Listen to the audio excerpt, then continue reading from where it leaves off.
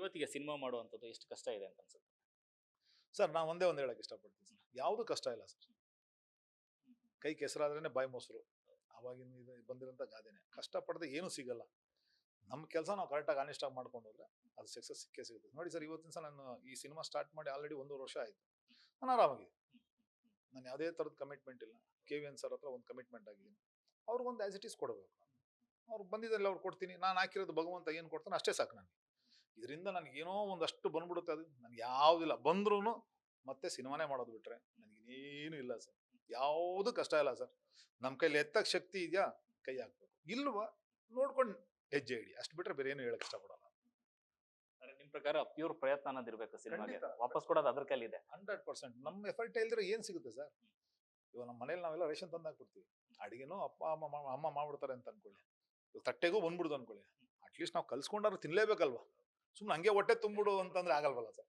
ಕಲ್ಸಕ್ಕಾದ್ರೂ ನಾವು ಪ್ರಯತ್ನ ಪಡ್ಲೇಬೇಕಲ್ಲ. ಆ ರೀತಿ ನಮ್ಮ ಎಫರ್ಟ್ ಎಷ್ಟಿರುತ್ತೆ ಅದು ಖಂಡಿತ ಸಕ್ಸಸ್ ಇದ್ದೇ ಇರುತ್ತೆ ಸರ್. ಈಗ ಆಲ್ರೆಡಿ ಬಿಸ್ನೆಸ್ ವಿಚಾರವಾಗಿ ಒಂದಷ್ಟು ಪಾಸಿಟಿವ್ ವೈಬ್ಸ್ ಸ್ಟಾರ್ಟ್ ಆಗಿದೆ ಅಂತ ಸಿನಿಮಾ. ಯಾಕಂದ್ರೆ ಕಂಟೆಂಟ್ ನೋಡಿದ್ರು ಬೇರೆಯವರು ನಾವು ಮುಂದೆ ಬರ್ತೀವಿ ಬಿಸ್ನೆಸ್ಗೆ ಅನ್ನೋ ಥರ ಒಂದಷ್ಟು ಮಾತುಕತೆ ಆಗ್ತಿರೋದು, ಮೊದಲ ನಿರ್ಮಾಣಕ್ಕೆ ಈ ಥರದ್ದೆಲ್ಲ ಕೈ ಜೋಡಿಸ್ತಿರುವಂಥ ಸಾಥ್ ಬರ್ತಿರುವಂಥದ್ದು. ಸರ್ ತುಂಬಾ ಖುಷಿ ಆಗುತ್ತೆ. ಬಂದಿರೋಂಥವ್ರೆಲ್ರಿಗೂ ನಾನು ಚಿರಋಣಿ. ಅಂಡ್ ಇಷ್ಟೆಲ್ಲ ಒಂದು ಏನೇ ಒಂದು ಬಿಸ್ನೆಸ್ ಆಗಿರ್ಬೋದು, ಒಂದು ಸಕ್ಸಸ್ ಆಗಿರೋದು ಏನೇ ಕಾಣಿದ್ರು ನನ್ನ ಅದೇ ಹೇಳ್ದಲ್ಲ, ನಾನು ಅವಾಗ ಹೇಳ್ದಂಗೆ ನನ್ನ ಜೊತೆ ಇರೋಂಥವ್ರು ಎಲ್ರು, ನನ್ನ ಸಿನಿಮಾದಲ್ಲಿ ನನಗೊಬ್ಬ ಯಾವುದೋ ಎಕ್ಸಿಕ್ಯೂಟಿವ್ ಮಾಡಿದಂಥ ಮಂಜುನಾಥ್ ಇರ್ಬೋದು, ಶ್ರೀಕಾಂತ್ ಇರ್ಬೋದು, ತಿರ್ಗಾ DOP ಅವ್ರು ಇರ್ಬೋದು, ವಿಲಿಯಂ ಡೇವಿಡ್ ಇರ್ಬೋದು, ರೈಟರ್ ಇರ್ಬೋದು, ತಿರ್ಗಾ ಆಮೇಲೆ ನನ್ನ ಎಡಿಟರ್ ಪ್ರಕಾಶ್ ಇರ್ಬೋದು, ತಿರ್ಗಾ ಆಮೇಲೆ ನಮ್ಮ ರಾಜನ್ ಇರ್ಬೋದು, ಆಮೇಲೆ ಆನಂದ್ ಡಬ್ಬಿಂಗ್ ಸ್ಟುಡಿಯೋ, ಎಲ್ಲರೂ ಪ್ರತಿಯೊಬ್ಬರು ಏನಂತಂದ್ರೆ ನಾನು ಸಂಪಾದನೆ ಮಾಡಿರೋದು ಇದೇ ಪ್ರೀತಿ ವಿಶ್ವಾಸ ಅಷ್ಟೇನಿಲ್ಲ. ಇದ್ರ ಜೊತೆಲಿ ನನಗೆ ಹಿಂದೆ ನಿಂತು ಕಾಪಾಡಿದಂಥವ್ರು ನನ್ನ KVN ಸರ್ ಸಂಸ್ಥೆಯವರು, KVN ವೆಂಕಟ್ ಅವರು ಮತ್ತು ಸುಪ್ರೀತ್ ಅವರು, ತಿರ್ಗಿ ಅದಾದ್ಮೇಲೆ ಪ್ರೇಮ್ ಅವರು. ಯಾಕಂದ್ರೆ ಇವ್ರುಗಳು ನನ್ನ ಹಿಂದೆ ಒಂದು ಏನೋ ನಡೀರಿ ಮಾಸ್ಟರ್ ನೀವು ಹೋಗಿ, ನಾವು ಇದೀವಿ ಅಂತ ಒಂದು ಧೈರ್ಯ ಕೊಟ್ರಲ್ಲ, ಅದೇ ನಾನು ಇಲ್ಲಿ ಗಂಟ ಮಾಡೋದಕ್ಕೆ ಒಂದು ದೊಡ್ಡ ಶಕ್ತಿ ಅಂತ ಹೇಳಕ್ ಇಷ್ಟಪಡ್ತೀನಿ. ಸಿನಿಮಾ ವಿಚಾರದಲ್ಲಿ ರಾಜ್ಬಿ ಶೆಟ್ಟರ್ನ ಒಪ್ಸೋದು ಬಹಳ ಕಷ್ಟ. ಸೊ ಈ ಕಥೆಯನ್ನು ತಗೊಂಡೋಗಿ ಹೇಳಿದಾಗ ಅವ್ರು ಒಪ್ಪುವಂತ ರೀತಿ ಮತ್ತೆ ಅವರ ಒಂದಷ್ಟು ಡಾಟ್ಸ್ಗಳನ್ನ ಹೇಳ್ತಾರೆ. ಇದು ಏನಂದ್ರೆ ಸಿನಿಮಾ ಅಷ್ಟು ಇನ್ವಾಲ್ವ್ಮೆಂಟ್ ಇರುತ್ತೆ, ಕಥೆ ಆಗಲಿ ಸಿನಿಮಾ ವಿಚಾರ ಬಂದಾಗ ಏನೆಲ್ಲ ಚರ್ಚೆಗಳಾಯ್ತು ಸರ್ ಅಂತ ಅವ್ರ ಜೊತೆ? ಸರ್ ಅದು ತುಂಬಾ ಚರ್ಚೆಗಳಾಗಿದೆ. ನಾನು ಅವ್ರಿಗೂ ಹೇಳ್ಬಿಟ್ಟಿದೆ, ರಾಜ್ ಸರ್ ನೋಡಿ, ನೀವು ಎಲ್ಲಿ ಓಕೆ ಅಂತ ಗ್ರೀನ್ ಸಿಗ್ನಲ್ ಕೊಡ್ತೀರಾ ಅಲ್ಲಿ ಗಂಟ ನಾನು ಕಾಪಿನೂ ತೆಗಿಯಲ್ಲ ಅಂತ ಹೇಳಿದ್ದೆ ನಾನು. ಬಟ್ ಏನಂದ್ರೆ ಅವರು ಒನ್ ಆಫ್ ದ ಡೈರೆಕ್ಟರ್ ಇರೋದಕ್ಕೆ, ಇವಾಗ ಹೊಸ ಹುಡುಗ ಇವನೇನೋ ರವಿ ಮಾಡ್ತಾರೆ ಅನ್ನೋದಲ್ಲ, ನೀವು ನಿಮ್ಮ ಎಕ್ಸ್ಪೀರಿಯನ್ಸ್ ನನಗೆ ಬೇಕು, ಮೇ ಬಿ ನಮಗೂ ಗೊತ್ತಿರಲ್ಲ. ಯಾಕಂದ್ರೆ ಈ ಒಂದು ಜಾನರಲ್ಲಿ ನಿಮ್ಮ ಇನ್ಪುಟ್ ಏನಿರ್ಬೋದು ಅಂತ. ಅದೇ ನಾನು ಹೇಳ್ದಲ್ಲ ಸರ್, ಇದು ಒಬ್ರು ಸಿನಿಮಾ ಅಲ್ಲ, ಎಲ್ಲರೂ ಸೇರಿದ್ದಾರೆ. ಅದೇ ರೀತಿ ರಾಜ್ ಸರ್ನು ಏನಂತಂದ್ರೆ ಎಷ್ಟು ಬೇಕಷ್ಟು ಚೇಂಜಸ್ಗಳನ್ನೆಲ್ಲ ಮಾಡ್ಕೊಂಡು, ಗಾಂಧಿ ಜೊತೆ ಕೂತ್ಕೊಂಡು ಅವರು ಡೈಲಾಗ್ ಎಲ್ಲ ಕರೆಕ್ಟಾಗಿ ಏನೇನು ಬೇಕು ಅಂತ ಕರೆಕ್ಷನ್ಸ್ಗಳು ಮಾಡ್ಕೊಂಡು, ಅದ್ರ ತಕ್ಕನಾಗ ರವಿಗೂ ಗೈಡ್ ಮಾಡಿ ಹೆಂಗ್ ಮಾಡಬೇಕು ಅನ್ನೋದೆಲ್ಲ ಮಾಡ್ಕೊಂಡು, ಇನ್ನು ಮಿಕ್ಕಿದ ಟೆಕ್ನಿಕಲಿ ಮೇಕಿಂಗ್ ಸೈಡ್ ಎಲ್ಲ ನಾವೆಲ್ಲ ನಿಂತ್ಕೊಂಡು ಸಪೋರ್ಟ್ ಮಾಡಿದ್ವಿ. ಏನೇನು ಬೇಕು ಮೇಕಿಂಗ್ ಅಂತೂ ಗೊತ್ತಲ್ಲ, ನಾವೆಲ್ಲ ಇದೀವಿ ಅಂತಂದ್ರೆ ಹೆಂಗ್ ವರ್ಕ್ ಮಾಡ್ಬೋದು ಅನ್ನೋದು ಗೊತ್ತು.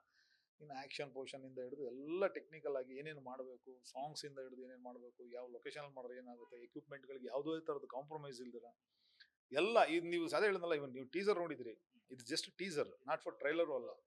ಟ್ರೈಲರ್ ಆದಷ್ಟು ಬೇಗ ಬರುತ್ತೆ. ಈ ಟೀಸರ್ ಅಲ್ಲೇ ನಿಮ್ಗೆ ಈ ಔಟ್ಪುಟ್ ಇದೆ ಅಂದಾಗ ಟ್ರೈಲರ್ ನೋಡಿ, ಇನ್ನು ಸಿನಿಮಾ ನೋಡಿ ಯಾವ ರೀತಿ ಇರುತ್ತೆ ಅನ್ನೋದನ್ನ ನಾನು ಹೇಳಕ್ ಇಷ್ಟಪಡ್ತೀನಿ. ಸರ್ ಒಂದೊಂದು ಪೋಸ್ಟರ್ ಕೂಡ ಒಂದೊಂದು ಕಥೆಗಳು ಬರ್ತಾ ಇದೆ, ಅಂದ್ರೆ ಥಾಟ್ಸ್ಗಳು.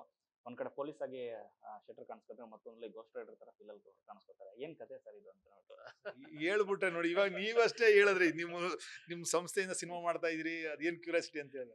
ಸಿನಿಮಾ ರಿಲೀಸ್ ಆಗಲಿ, ನೀವು ನೋಡಿ ಓಕೆ, ಇದು ಅನ್ಕೊಂಡ್ರ ಅನ್ನೋದು, ಅದು ಅಟ್ಲೀಸ್ಟ್ ನಿಮ್ಗೆ ಆ ಒಂದು ಕ್ಯೂರಿಯಾಸಿಟಿ ಇರಲಿ ಅಂತ ನನ್ನ ಅನ್ಸಿಕೆ. ಈಗಲೇ ಎಲ್ಲ ಹೇಳ್ಬಿಟ್ರೆ ಪಾಪ ಒಂದು ಥ್ರಿಲ್ ಇರಲ್ವಲ್ಲ ಸರ್, ಅದಕ್ಕೋಸ್ಕರ ಅಷ್ಟೇ, ಇನ್ನೇನಿಲ್ಲ. ನೀವು ಸಿನಿಮಾ ನೋಡಿ ನಿಮ್ಗೆ ಗೊತ್ತಾಗುತ್ತೆ ಅವ್ರು ಏನು, ಯಾಕೆ, ಏನ್ ಆ ಥರ ಆದ್ರು ಅನ್ನೋದೆಲ್ಲ ನಿಮ್ ಸಿನಿಮಾದಲ್ಲಿ ಗೊತ್ತಾಗುತ್ತೆ. ಸರ್ ಈ ಸಿನಿಮಾ ಪ್ರೊಡಕ್ಷನ್ ಸಂದರ್ಭದಲ್ಲಿ ಮತ್ತೊಂದು ಸಂಭ್ರಮ ಅಂತಂದ್ರೆ ಮಗಳ ಮದುವೆ ಒಂದ್ ಕಡೆ, ಅದು ಮತ್ತೆ ಈ ಕಡೆ ಒಂದು ಸಿನಿಮಾ ಕನಸು, ಎರಡೂ ಒಟ್ಟೊಟ್ಟಿಗೆ ನಡೀತಿರೋದು ಸರ್. ಬ್ಯಾಲೆನ್ಸ್ ಮಾಡೋದಿಲ್ಲ, ಯಾಕಂದ್ರೆ ಬೇರೆ ಬೇರೆ ಲ್ಯಾಂಗ್ವೇಜ್ ಅಲ್ಲಿ ಸಿನಿಮಾಗಳಿಗೂ ಹೋಗ್ತಿದೆ, ಅಲ್ಲಿ ಸ್ಟಂಟ್ ಕೊರಿಯೋಗ್ರಾಫ್ ಮಾಡಬೇಕು, ಮತ್ತೆ ಈ ಕಡೆ ಕೆಲಸ ಮಾಡಬೇಕು, ಈ ಕಡೆ ಮತ್ತೆ ಸಿನಿಮಾ ಫ್ಯಾಮಿಲಿ. ಆಕ್ಚುಲಿ ನಿಮ್ಗೆ ಗೊತ್ತಿಲ್ಲ, ಈ ಸೇಮ್ ಟೈಮಿಂಗ್ ಅಲ್ಲಿ ಬಾರ್ಡರ್ ಸಿನಿಮಾ ಅಂತ ಒಂದು ದೊಡ್ಡ ಸಿನಿಮಾ ಮಾಡ್ತಾ ಇದ್ದೀನಿ, ಬಾರ್ಡರ್ 2. ತಿರ್ಗಿ ಅದಾದ್ಮೇಲೆ ಹಿಂದಿ ಸಿನಿಮಾ ಒಂದು ಡೈರೆಕ್ಷನ್ ಮಾಡಿದೆ, ಬ್ಲೈಂಡ್ ಬಾಬು. ಅದೇ ಟೈಮಲ್ಲಿ ನನ್ನ ಮಗಳ ಮದುವೆನೂ ಸೆಟ್ ಆಗೋಯ್ತು. ತಿರ್ಗಿ ಇಲ್ಲಿ ಪ್ರೊಡಕ್ಷನು ನಡೀತಾ ಇದೆ. ನಿಜಾಲು ಹೇಳ್ಬೇಕಂತಂದ್ರೆ ಎಂಟೈರ್ ನನ್ನ ಫ್ಯಾಮಿಲಿ, ನನ್ನ ಜೊತೆ ಇರೋರು ಎಲ್ಲರೂ ಒಂದು ಸಹಕಾರದಿಂದನೇ ನಾನು ಇದಿಷ್ಟೆಲ್ಲ ಅಚೀವ್ ಮಾಡೋಕ್ಕಾಗಿದೆ. ಇವಾಗ ಮದುವೆ ಕಡೆ ಏನಾಯ್ತು, ನನ್ನ ಅಣ್ಣ ತಮ್ಮದಿರು, ನನ್ನ ಅಕ್ಕ ತಂಗಿದಿರು ಅವರೆಲ್ಲ, ಮತ್ತೆ ನನ್ನ ವೈಫು, ಅವ್ರುಗಳೆಲ್ಲ ನಿಂತ್ಕೊಂಡು ಒಂದಷ್ಟು ಸಪೋರ್ಟ್ ಮಾಡಿ ಏನು ಮಾಡಬೇಕು ಅಂತೆಲ್ಲ ನಿಂತ್ಕೊಂಡು ಅವ್ರು ಕೋಆರ್ಡಿನೇಟ್ ಮಾಡ್ಕೊಂಡು ಸರಿ ಹೋಯ್ತು. ಬಾರ್ಡರ್ ಸಿನಿಮಾ ಮುಗ್ದೋಗಿತ್ತು, ಸನಿ ಸರ್ ಹೇಳಿದೆ ಸರ್ ಈ ತರ ಹಿಂಗೆ ಅಂತ. ಈ ಮಧ್ಯದಲ್ಲಿ ಮತ್ತೆ ನಂದೊಂದು ಡೈರೆಕ್ಷನ್, ನಾನು ಹೇಳಿದ್ನಲ್ಲ ಇದೆಲ್ಲ ಲಾಕ್ ಡೌನ್ ಅಲ್ಲಿ ಕುತ್ಕೊಂಡಾಗ ನಾವು ಒಂದಷ್ಟು ಕಥೆಗಳು ರೆಡಿ ಮಾಡ್ಕೊಂಡೆ, ಡೈರೆಕ್ಷನ್ ಅಲ್ಲಿ ಏನೇನು ಚೇಂಜಸ್ ಆಗಿದೆ, ಏನೇನ್ ಮಾಡಬೇಕು ಅಂತ. ಈ ನನ್ನ ಟೀಮ್ ಒಂದು ಈ ಕಡೆ ಸಪ್ರೇಟ್, ನನ್ನ ಪರ್ಸನಲ್ ಟೀಮ್ ಒಂದು ಸಪ್ರೇಟ್ ಆಗಿಬಿಟ್ಟು ಡೈರೆಕ್ಷನ್ ಏನೇನ್ ಮಾಡಬೇಕು ಅಂತೆಲ್ಲ ಕುತ್ಕೊಂಡು ಒಂದಷ್ಟು ವರ್ಕ್ ಮಾಡಿದೆ. ಅದಕ್ಕೆ ನನಗೆ ಹೆಲ್ಪ್ ಮಾಡಿದ ಅಯ್ಯಪ್ಪ ಮತ್ತೆ ಇನ್ನೊಬ್ಬ ಹುಡುಗ ಒಬ್ಬ ಜೊತೆಲಿ ಕುತ್ಕೊಂಡು ವರ್ಕ್ ಮಾಡಿದ್ವಿ. ಇವರೆಲ್ಲ ಕುತ್ಕೊಂಡು ವರ್ಕ್ ಮಾಡ್ಬೇಕಾದ್ರೆ ಟೋಟಲ್ ಹಿಂದಿ ಟೀಮ್ ಒಂದಷ್ಟು ಜನ ಕುತ್ಕೊಂಡು ನಾವೆಲ್ಲ ವರ್ಕ್ ಮಾಡಿ, ಬಟ್ ಆಲ್ರೆಡಿ ಸ್ಕ್ರಿಪ್ಟ್ ರೆಡಿ ಆಗೋಯ್ತು. ಯಾರೋ ನಮ್ಮ ದಯಾನಂದ್ ಇರ್ಬೋದು, ಆಮೇಲೆ ಸುಜಯ್ ಶಾಸ್ತ್ರಿ, ಇಮ್ರಾನ್, ರವಿ ಎಲ್ಲ ಕುತ್ಕೊಂಡು ಸ್ಕ್ರಿಪ್ಟ್ನೆಲ್ಲ ನಾವು ಇಲ್ಲೇ ಲಾಕ್ ಮಾಡ್ಬಿಟ್ಟಿದ್ವಿ ಫುಲ್ ಆಗಿ. ಓನ್ಲಿ ಹಿಂದಿ ಡೈಲಾಗ್ ಆಗಬೇಕು. ಹಿಂದಿ ಡೈಲಾಗಿಂದ ನಾವು ಡೈರೆಕ್ಷನ್ ಸ್ಟಾರ್ಟ್ ಮಾಡಬೇಕು. ಸರಿ, ಇದ್ರ ಜೊತೆಗೆ ಸ್ಟಾರ್ಟ್ ಆಯ್ತು. ನಮ್ದು ಇಲ್ಲಿ ಸಿನಿಮಾ ಮುಗೀತು, ಮುಗಿದ ಮೇಲೆ ನಂದು ಡೈರೆಕ್ಷನ್ ಸ್ಟಾರ್ಟ್ ಆಯ್ತು. ಇಲ್ಲಿ ಪೋಸ್ಟ್ ಪ್ರೊಡಕ್ಷನ್ ಸ್ಟಾರ್ಟ್ ಆಯ್ತು. ಪೋಸ್ಟ್ ಪ್ರೊಡಕ್ಷನ್ ಇಲ್ಲಿ ಸ್ಟಾರ್ಟ್ ಆದ್ಮೇಲೆ ನಾನು ಮಂಜು ಅಂತ ನನ್ನ ಮ್ಯಾನೇಜರ್ ಏನಿದ್ದಾರೆ ಅವ್ರನ್ನ ಸಿನಿಮಾ ಹ್ಯಾಂಡಲ್ ಮಾಡೋದಕ್ಕೆ ಅವ್ರು ಬಿಟ್ಬಿಟ್ಟಿದೆ, ಎಕ್ಸಿಕ್ಯೂಟಿವ್ ಮಾಡೋದಕ್ಕೆ. ಅವ್ರು ಪೂರ್ತಿ ಶೂಟಿಂಗ್ ಮುಗಿಸ್ಕೊಂಡ್ರು, ತಿರುಗೇನು ಪೋಸ್ಟ್ ಪ್ರೊಡಕ್ಷನ್ ಅವ್ರು ನೋಡ್ಕೊಂತಾರೆ, ನಾವು ಆಮೇಲೆ ಇಲ್ಲಿ ಡೈರೆಕ್ಷನ್ ಮಾಡ್ಕೊಂತ ಇದ್ವಿ. ಈ ರೀತಿ ಎಲ್ಲ ನನ್ನ ಟೀಮ್ ಎಲ್ಲ ಸ್ನೇಹಿತರುಗಳು ಮತ್ತೆ ನನ್ನ ಮನೆಯವರು ಎಲ್ಲ ಸೇರಿ ಜೊತೆ ಬಂದಿದ್ದಕ್ಕೆ ಈ 4 ಕಾರ್ಯಗಳು ನೀಟಾಗಿ ಮುಗ್ದಿರೋದಷ್ಟೇ. ಇಲ್ಲಾಂದ್ರೆ ಎಲ್ಲಿಂದ ಆಗೋದಕ್ಕೆ ಸಾಧ್ಯ ಇದೆ, ಇದೇ ಇಲ್ಲ, ಚಾನ್ಸೇ ಇಲ್ಲ. ಮದುವೆ ಸಂದರ್ಭದಲ್ಲಿ ಒಂದಷ್ಟು ವಿಡಿಯೋಗಳು ನೋಡಿದಾಗ ಕಮೆಂಟ್ಸ್ ಗಳು ನೋಡ್ತಾ ಇದ್ವಿ ಸರ್, ರವಿ ವರ್ಮ ಅವ್ರಿಗೆ ಎಷ್ಟು ದೊಡ್ಡ ಮಗಳಿದ್ದಾಳೆ ಅಂತ. ಬಟ್ ಈಗಲೂ ಆ ಫೈರ್ ಬ್ರ್ಯಾಂಡ್ ಸರ್, ನೀವು ಮಾತಾಡೋದ್ರಲ್ಲಿ ನೋಡ್ತಾರೆ, ಇಂಡಸ್ಟ್ರಿ ಬಗ್ಗೆ ತಿಳ್ಕೊಳ್ಳೋ ರೀತಿ ಆಗಲಿ ಅಥವಾ ನೀವು ಕೆಲಸದ ಮೇಲೆ ಇರೋ ಪ್ಯಾಷನ್ ಇದೆಯಲ್ಲ ಸರ್, ಅದು ಒಂದ್ ಚೂರು ಕಮ್ಮಿ ಆಗಿಲ್ಲ. ಹೊಸೊಬ್ಬರ ಸಿನಿಮಾ ಆಗಲಿ, ದೊಡ್ಡವ್ರ ಸಿನಿಮಾ ಆಗಲಿ, ಎಲ್ಲಾನು ಒಂದೇ ತರ ನೋಡ್ತೀವಿ. ಸೊ ಈ ತರ ಇದೆಯಲ್ಲ ಸರ್, ಅದನ್ನೆಲ್ಲ ಇಟ್ಕೊಂಡು ಮೆಂಟಲ್ ಹೆಲ್ತ್ ಕಾಪಾಡ್ಕೊಬರೋದಿಲ್ಲ ಸರ್, ಬಹಳ ಕಷ್ಟದ ವಿಚಾರ ಅದು. ಸರ್ ಏನಂತಂದ್ರೆ ಎಲ್ಲ ಭಗವಂತ, ನಮ್ಮ ತಂದೆ ತಾಯಿ ಆಶೀರ್ವಾದ, ನನ್ನ ಮನೆಯದವ್ರು ಅಷ್ಟೇನೇ ಇಲ್ಲ ಸರ್. ಏನಂತಂದ್ರೆ ನಾನು ಒಂದೇ ನಂಬಿರೋದು ಸರ್, ನನ್ನ ಮದುವೆ ಆದ ತಕ್ಷಣ ನನ್ನ ವೈಫ್ ಹೇಳ್ಬಿಟ್ಟೆ, ನನಗೆ ಸಿನಿಮಾ ಫಸ್ಟ್, ಆಮೇಲೆ ನಿನ್ನ ಫ್ಯಾಮಿಲಿ ಕಡೆ ಏನಿದೆ ಅದು ನೀವು ನೋಡ್ಕೊಳ್ಳಿ. ನಾನು ಸಿನಿಮಾ ಶೂಟಿಂಗ್ ಇದ್ರೆ ನಾನು ಯಾವ ಫಂಕ್ಷನ್ಗೂ ಅಟೆಂಡ್ ಆಗಲ್ಲ ಸರ್. ಮನೆಗಳಲ್ಲಿ ಯಾರದೇ ಫಂಕ್ಷನ್ಗೂ ಅಟೆಂಡ್ ಆಗಲ್ಲ. ನೀವು ಇವತ್ತಿಗೂ ನನ್ನ ಮನೇಲಿ ನಮ್ಮ ಸಿಸ್ಟರ್ಸ್ ಆಗಿರ್ಬೋದು, ನಮ್ಮ ಬ್ರದರ್ಸ್ ಆಗಿರ್ಬೋದು, ಏನಾದ್ರು ಅವ್ರ ಮನೇಲಿ ಏನಾದ್ರು ಮಕ್ಳದು ಅಥವಾ ಏನಾದ್ರು ಒಂದು ಫಂಕ್ಷನ್, ಮದುವೆ ಏನೇ ಆದ್ರೂ ಕಾಂಟ್ ಬಿಲೀವ್ 3 ತಿಂಗಳು ಮುಂಚೆನೆ ನನಗೆ ಬಂದು ಹೇಳ್ತಾರೆ, ಏನಪ್ಪ ರವಿ ಈ ದಿವಸ ಇಟ್ಕೊಬೋದಾ ಅಂತ. 3 ತಿಂಗಳು ಮುಂಚೆನೆ ಹೇಳಿ ಎಲ್ಲ ಇಟ್ಕೊಂಡು ಆ ರೀತಿ ನನ್ನನ್ನ ಸಪೋರ್ಟ್ ಮಾಡ್ಕೊಂಡು ಬೆಳೆಸ್ಕೊಂಡ್ ಬಂದಿರೋದು. ಯಾಕಂದ್ರೆ ಅವ್ರಿಗೆಲ್ರಿಗೂ ಗೊತ್ತು ರವಿ ಕೆಲಸ ಫಸ್ಟ್ ಅಂತ, ಅವ್ರೆಲ್ರಿಗೂ ಅವಾಗಲೇ ಗೊತ್ತಾಗುತ್ತೆ. ಯಾಕಂದ್ರೆ ಇವತ್ತಿಗೂ ಕೂಡ ನನ್ನ ಸ್ಟೆಂಟಿನಲ್ಲಿ ನನ್ನ ಹುಡುಗರುಗಳು ಒಂದಷ್ಟು ಜನ ನನ್ನ ಮೇಲೆ ಕೋಪ ಮಾಡ್ಕೊಂತಾರೆ. ಏನಂತಂದ್ರೆ ಕೆಲಸ ನೋಡಪ್ಪ, ನನ್ನನ್ನು ನಂಬಿ ಒಬ್ಬ ಪ್ರೊಡ್ಯೂಸರ್ ಬಂದಿದ್ದಾರೆ, ಒಬ್ಬ ಡೈರೆಕ್ಟರ್ ಬಂದಿದ್ದಾರೆ, ಆಮೇಲೆ ಹೀರೋ ಬಂದಿದ್ದಾರೆ. ಅವ್ರಿಗೆ ನಾನು ಫುಲ್ ಫ್ಲೆಜ್ ಆಗಿ ನಾನು ಅವ್ರು ಕರೆಕ್ಟಾಗಿ ಸ್ಯಾಟಿಸ್ಫ್ಯಾಕ್ಷನ್ ಮಾಡಲಿಲ್ಲ ಅಂತಂದ್ಮೇಲೆ ನಾನು ವೇಸ್ಟ್. ಇವಾಗ ನಾನು ಅವ್ರು ನಂಬಿ ಹೋಗಿದ್ದೀನಿ, ಅವ್ರು ನನ್ನನ್ನು ಕ್ವಶನ್ ಕೇಳ್ತಾರೆ, ನೀವು ನನ್ನನ್ನು ನಂಬಿ ಬಂದಿದ್ದೀರಿ ಫೈಟರ್ಸ್ಗಳೆಲ್ಲ, ಓಕೆನಾ? ನೀವು ಕೆಲಸ ಮಾಡಿ, ನಿಮ್ಮ ಆನೆಸ್ಟಾಗಿ ನಿಮ್ಮ ಫುಲ್ ಫ್ಲೆಜ್ ಏನು ಕೆಲಸ ಮಾಡೋದು ನೀವು ಮಾಡೋದು, ನಾನು ಅವ್ರಿಗೆ ಏನು ಕೆಲಸ ಕೊಡ್ಬೇಕು ಅದು ನಾನು ಕೆಲಸ ಕೊಡ್ಬೇಕು. ನಿಮ್ಮ ಸಪೋರ್ಟ್ ಇಲ್ದರೆ ನಾನು ಮಾಡೋಕ್ಕಾಗಲ್ಲ, ಅವ್ರ ಸಪೋರ್ಟ್ ಇಲ್ದರೆ ನಾನು ಮಾಡೋಕ್ಕಾಗಲ್ಲ. ನಾವು ಅದಕ್ಕೆ ನನ್ನ ಕೆಲಸ, ಅದಕ್ಕೆ ನಾನು ಎಲ್ಲರೂ ಹೇಳ್ತಾರಲ್ಲ ಸರ್, ರವಿ ಕೋಪಿಷ್ಟ ಅದು ಇದು ಅಂತ ಹೇಳ್ತಾರೆ. ನನ್ನ ಕೆಲಸ ನಾನು ಕರೆಕ್ಟಾಗಿ ಮಾಡ್ತೀನಿ. ಆ ಕೆಲಸ ಮುಗಿದ್ಮೇಲೆ ಬನ್ನಿ ಆರಾಮಾಗಿ ಕೂತ್ಕೊಳ್ಳೋಣ, ನೀವು ಮಾತಾಡೋದು ಕೋಪದಲ್ಲಿ ಮಾತಾಡ್ತಾ ಇದ್ದೀನಿ, ಎಲ್ಲ ನಾರ್ಮಲಾಗಿ ಮಾತಾಡ್ತೀನಿ. ಕೆಲಸ ವರ್ಕಲ್ಲಿ ಏನಂತಂದ್ರೆ ಕಾನ್ಸಂಟ್ರೇಷನ್, ಫೋಕಸ್, ಏನು ಬೇಕು ಆ ಕೆಲಸ ಮಾಡಿ ನಾನು ಮಾಡ್ಕೊಂಡು ಹೋಗ್ತೀನಿ. ಅದೇ ಇಲ್ಲಿ ಗಂಟ ನನ್ನ ಕಾಪಾಡ್ಕೊಂಡ್ ಬಂದಿಲ್ಲ ಸರ್, ಅಷ್ಟು ಬಿಟ್ಟರೆ ಏನಿಲ್ಲ.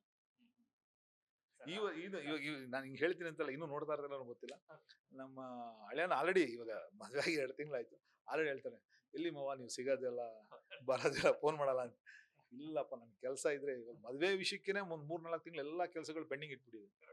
ಈ ಮಧ್ಯದಲ್ಲಿ ಮತ್ತೆ ಅವ್ರಿಗೆ ಸಿಗಕ್ಕಾಗಿಲ್ಲ ಅಂತ ಅಂದ್ಬಿಟ್ಟು ಅವ್ರು ಬೇರೆ ಬೇಜಾರು ಮಾಡ್ಕೊಂಡು ನಾನು ಹೇಳ್ದೆ, ಅಪ್ಪ ನನ್ನ ಕೆಲಸ ಈ ಥರ ಹಿಂಗೆ ಕಮಿಟ್ಮೆಂಟ್ ಇದೆ, ಆವಾಗ ಎಂಜಾಯ್ ಮಾಡ್ಕೊಂಡಿರಿ ನಿಮ್ಮ ಲೈಫ್ ನೀವು ನೋಡ್ಕೊಂಡು ಬರ್ತೀನಿ, ಬಂದಾಗ ಸಿಗ್ತೀನಿ, ಹಿಂಗೆ ತಳ್ಕೊಂಡು ಬರ್ತಾ ಇದ್ದೀನಿ ಅಷ್ಟೇ, ಏನೇನಿಲ್ಲ.